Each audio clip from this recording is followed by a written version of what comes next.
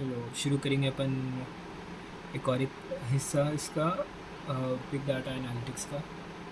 और आज अपन इसके क्लासिफिकेशन के बारे में बात करेंगे बिग डाटा के। आपको तो बिग डाटा का अंदाज़ा हो गया क्या है, हमें हो जाना चाहिए। अगर आपको नहीं हुआ तो आप पुराने वीडियोस मेरे या किसी और के देख लिए। तो देखिए, आपको समझने के लिए अब आपको जब डाटा मिल जाता, जब आपको बड़ा डाटा मिल जाता, आपको एनालाइज़ करना रहता, तो आप उसको क्लासिफिकेशन सेट में डाल देते। अब आपको क्लासिफिकेशन इससे क्या होता है बोले तो आपको तो डाटा भाई एक फैक्ट्स के जैसा मिला हुआ है, तो आपको मिला हुआ है तो आप उसको क्लासीफाई कर दिए, तो आपको फर्दर डिसीजन लेने में आसानी हो जाती। तो इसके बारे में कुछ भी नहीं ज़्यादा। तो अब जब आपको डाटा मिल गया, आपको फैक्ट्स में था, आप उसको क्लासीफाई करें, तो क्लासीफाई करने के लिए आपको चार चार तरीके हैं जिससे आप जिसमें आप डाटा को डाल सकते हैं कि ये डाटा ये है क्या, ये है, इस हिसाब से। तो पहला वाला है डिस्क्रिप्टिव, दूसरा डायग्नोस्टिक, फिर इसके बाद प्रेडिक्टिव, फिर इसके बाद प्रिस्क्रिप्टिव। ऐसी चार चीज़ों में आप डाटा को डाल सकते हैं। और एग्ज़ाम्पल ये ज़्यादातर अमूमन मशीन लर्निंग के एल्गोरिदम से वो पे डिपेंड करता जब अपने को डिसीजन लेना रहता है ये वो। और पहला वाला डिस्क्रिप्टिव कुछ भी नहीं, उन्हें प्रॉब्लम का, अब डाटा का क्या है डाटा किस बारे में है उसके बारे में बात करता उन्हें। और डायग्नोस्टिक क्यों है ऐसा, उस बारे में मोस्टली वाई वॉट ऐसा चलता उन्हें। और प्रेडिक्टिव फ्यूचर का रहता उन्हें। अब यहाँ से आप फ्यूचर में आना शुरू कर देते, बट यहाँ से तो आप पक्का फ्यूचर में आ जाते जब आपको डाटा मिल जाता।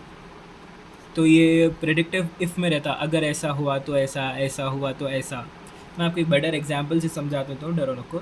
आखिरी वाला है प्रिस्क्रिप्टिव, उन्हें कुछ भी नहीं, आपको क्या करना है रिकमेंड करता है। रिकमेंडेशन सिस्टम बोल के एक रहता, देखो आप एआई में कभी पढ़े होंगे।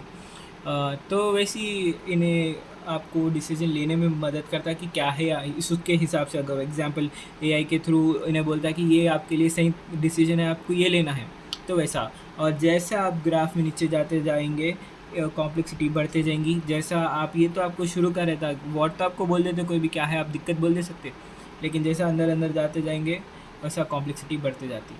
और क्या बोलते सो, एक एग्जांपल, परफेक्ट एग्जांपल से बोलते मैं। अब एक डॉक्टर है, डॉक्टर क्या बोलते सो एनालाइज करा समझो आप, और आप एक डाटा है समझो। तो अगर आपको बुखार हुआ या सिर में दर्द हुआ, तो उन्हें पूछता क्या हुआ, तो आप यहाँ पर आके बोलते मेरे को सिर में दर्द हो रहा, हेडेक हो रहा। फिर उसके बाद आप जब डायग्नोस्टिक में वाई में जाते, तो उन्हें बोलता क्यों हो रहा, कुछ आप ठंडा पिए थे, आपको कुछ क्या बोलते सो हेडेक के क्लस्टर्स है क्या, ऐसा कुछ भी रह सकता। वैसी आपको साइनस है, ऐसा कुछ भी।